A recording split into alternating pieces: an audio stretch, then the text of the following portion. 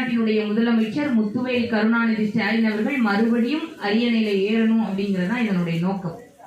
அதுக்காக தான் தமிழ்நாடு தலை குனியாது என்பதன் அடிப்படையில் இந்த பரப்புரையை நம்ம மேற்கொள்றோம். இங்க மகளிர் எல்லாம் அமர்ந்திருக்கிறீங்க. அதுல முக்கியமா நம்மளுடைய உயிரிலும் கலந்த அன்பு உறவுகளான இஸ்லாமியர்கள் எல்லாம் அமர்ந்திருக்கீங்க. எதற்காக நான் இதை சொல்ல வர்றேன்னா, இந்த ஒன்றிய பிஜேபி அரசு இன்னைக்கு எல்லாத்துலயும் நம்மளுக்கு கை வச்சிருச்சு. பண்பாடு, கலாச்சாரம், நாகரீகம், அதுல தமிழ்நாட்டை எந்த விதத்துல ஒடுக்கலாம், எப்படி ஒடுக்குனா இவங்களை பின்தள்ளலாம் அப்படின்னு பார்த்துச்சு. எல்லாத்துலயும் நம்மள பிள்ளைகளுடைய படிப்புல கை வச்சுச்சு. நீட் தேர்வை கொண்டு இன்னைக்கு மருத்துவங்கிறதுல நம்ம பிள்ளைங்க போக முடியாத அளவுக்கு, அதை தேர்ந்தெடுக்க முடியாத அளவுக்கான வேலையை இந்த ஒன்றிய பிஜேபி மோடி அரசு பண்ணுது. கடைசியா எதுல கை வச்சா இன்னும் தமிழ்நாட்டை நாம் தலைகுனிய வைக்கலாம்ன்ற நோக்கத்துக்கு எஸ்ஐஆர் அப்படிங்கறதுல கை வச்சிட்டாங்க. பீகார்ல கிட்டத்தட்ட 65 லட்சம் பேருக்கு மேல நீக்கிட்டாங்க. எதன் அடிப்படையில என்று சொல்ல முடியாத அளவிற்கு ஓட்டு இல்லாம போயிட்டாங்க. அப்ப தமிழ்நாட்டிலையும் அதே மாதிரி முக்கியமா நம்ம சிறுபான்மையினர்கள், இஸ்லாமியர்கள், கிறிஸ்தவர்கள், பெண்கள், முதியவர்கள், அவங்களுக்கு யாரெல்லாம் எதிர்ப்புகளா இருக்காங்களோ அவங்களையெல்லாம் நம்ம ஏதாவது ஒரு அடிப்படையில வச்சு நீக்கி விட்டுருவோம். இதுதான் அவங்களுடைய நோக்கம். அதுக்குத்தான் இந்த எஸ்ஐஆர்னு கொண்டு வராங்க. எஸ்ஐஆர்ங்கிறது கொண்டு வர்றது நல்லதுதான். அதாவது தீவிரமா ஒரு வாக்குகள்ல ஒரு சீர்திருத்தம் பண்றது நல்ல விஷயம் தான். ஆனால் குறுகிய காலம் தேர்தல் நேரம் இருக்கும் பொழுது இந்த காலகட்டத்துல இந்த எஸ்ஐஆர் பணி செய்யறதுங்கிறது ரொம்ப ஒரு இக்கட்டான சூழல்ல கொண்டு போய் விடுது. இவ்வளவு காலகட்டம் தான் இருக்குன்றது இவங்க கொண்டு வந்திருக்கிறது ஒரு இந்த இடத்துல யோசிக்க வேண்டிய விடயமா இருக்கு. இதுக்குத்தான் திராவிட முன்னேற்ற கழகத்தினுடைய தலைவர், நம்முடைய மாண்புமிகு முதலமைச்சர் முத்துவேல் கருணாநிதி ஸ்டாலின் அவர்கள் இந்த தமிழ்நாடு தலைகுனியாதுன்ற பரப்புரையை வச்சு ஒவ்வொரு பாகத்துக்கும் போய் நம்மள பேச சொல்றாங்க. என்ன சொல்றாங்க?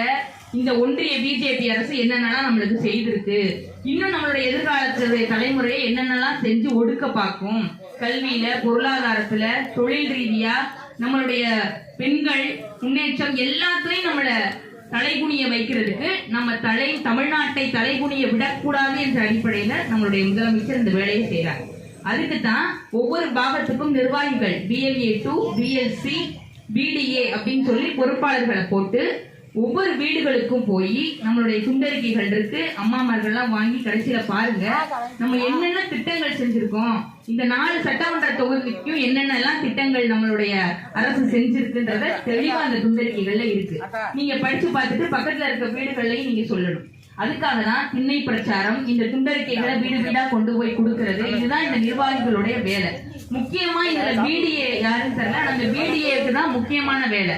என்னன்னா இந்த துண்டறிக்கைகளை ஒவ்வொரு வீடுகளுக்கும் போய் கொண்டு போய் கொடுத்து அதை விளக்கம் கொடுத்து ஒவ்வொரு வீட்லயும் என்னென்ன பண்ணியிருக்காங்க, இந்த அரசு மறுபடியும் வரணும்னா நீங்க எல்லாம் அதுக்கு ஒத்துழைக்கணும், நீங்க எல்லாம் வாக்கு செலுத்தணும், இந்த மாதிரி ஒன்றிய மோடி அரசெல்லாம் நம்ம புறந்தள்ளணும், அதற்கு துணையா போற ADMKவை புறக்கணிக்கணும், சின்ன சின்னதா வளர்ந்து வர்ற கட்சிகளை எல்லாம் பெரிய ஆளை இன்னைக்கு நாங்க முதல்வர் ஆயிரும் பேசிட்டு இருக்காங்க.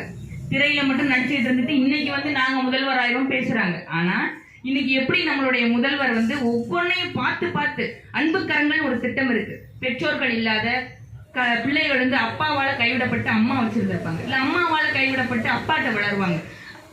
அந்த பிள்ளைங்களுக்கு அன்பு கரங்கள் ஒரு திட்டம் இருக்கு. மாதம் 2000 ரூபாய் அந்த பிள்ளைங்க வாங்குது. அந்த பிள்ளை ஓட்டு போட போதா? இல்ல. இன்னைக்கு எங்களுக்கு தாத்தாவாக இருந்து மாதம் 2000 ரூபாய் எங்கள் ஸ்டாலின் தாத்தா கொடுக்கிறாருன்னு அந்த பிள்ளைகள் இந்த மாதிரி மேடையில ஏறி பேசுறாங்க. அந்த பிள்ளைகள் ஓட்டு போடுறது இல்லை. அப்ப நம்மளுடைய முதலமைச்சர் வாக்குக்காக எந்த ஒரு திட்டங்களையும் செய்பவர் அல்ல.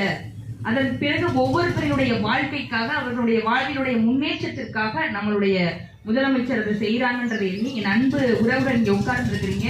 நம்ம ஒவ்வொரு வீடுகள்லையும் நம்ம போய் பேசணும். பேசி இந்த துண்டறிக்கைகளை கொடுங்க. முக்கியமா BDA, இந்த பாகத்தில் இருக்கக்கூடிய BDA அந்த என்னென்ன வீடுகளுக்கு போய் இந்த துண்டறிக்கை கொடுக்கக்கூடிய படங்கள், அந்த புகைப்படங்களை கரெக்டா நம்ம தலைமை கழகத்துக்கு அனுப்பிடுங்க. ஏன்னா அப்டே இதை பார்த்துட்டே இருக்காங்க, என்னென்ன செய்யறாங்க, எல்லாமே சரிவர இருக்காங்கிறத தலைமை கண்காணிக்கிறாங்க. அதுக்கு ஒரு குழு போட்டிருக்காங்க. அதனால சரிவர எல்லாத்தையும் செய்து நாம் மறுபடியும் 2026 வெற்றி பெறுவோம் என்று கூறி மிக சிறந்த வாக்குகள் எல்லாவற்றையும் நம்ம உயர்ந்த வாக்கு